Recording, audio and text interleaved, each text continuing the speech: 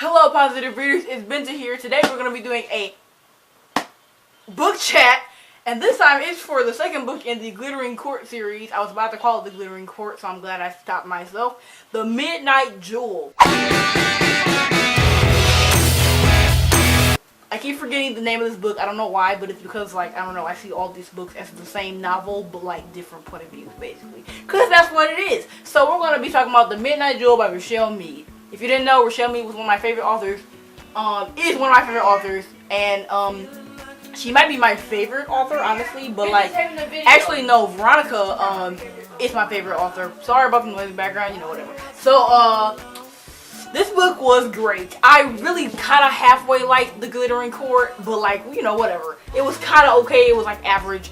And this one completely knocked it out of the park. I literally loved it so much. It was like the main character was just goodness, and it was just beautifulness, and I love the ships and stuff. It's great. It was a great book. So, moving on to the spoiler section. So everybody who's not ready yet, y'all can leave, or y'all can stay if y'all want to. It's a really good book, so I think you should go read it. But if you don't want to, you can stay and listen to my spoiler thoughts. So one of the first things that I really noticed about this book was that it was the Glittering Court with another point of view. It was Glittering Court told from Mirror's point of view, and I literally had a fit because it was so good. It was just like, oh my god, every time I realized, oh, I remember that from the other book, but it was like from a different point of view. It was like you didn't even know. I remember wondering what in the world Mirror was going off to do, how she was always disappearing. I didn't know. I thought it was completely not what she actually was going out to do. And I really appreciate this book for what she did with it and how she basically intertwined all the worlds instead of just making it another sequel moving along. I appreciate that. There's actually the third one coming out with Tamsin in it, and I don't really like her, so I don't think I'll read it, but I probably would, you know, because it's Richelle Mead. I have to read all my favorite authors' books. So moving on to stuff that I liked. What is this? So the first thing I have on my notes is the double proposal, and that is in the end of the book, but I probably started writing notes at the end of the book because basically the first half was like her being a beast.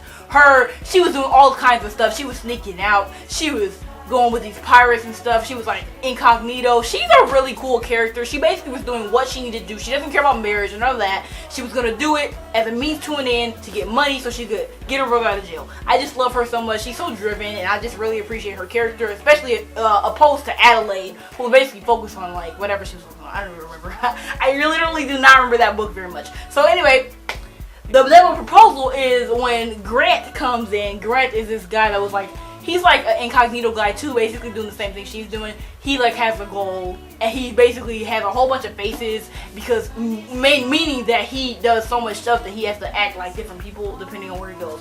And they end up meeting and stuff, and it's really cool. I really enjoyed their banter and the stuff that they're going through. It's really great. It wasn't generic. I really enjoyed their shipment. It was very nice, and she's how they started off with no strings attached. I'm not going to do anything. I'm not going to like you. And then he was scared to like her, and she was like, oh, I don't really want to like you either. And it was just like, oh, you know, and then in the end, they're both proposing to each other, which is beautiful. I really appreciated the world building, like the slow burnness of the world and the ship. It was way better in this one than it was in the first one. I really understood it more, and I love it from her point of view more anyway, because she's very interesting. She's much of a more interesting human being.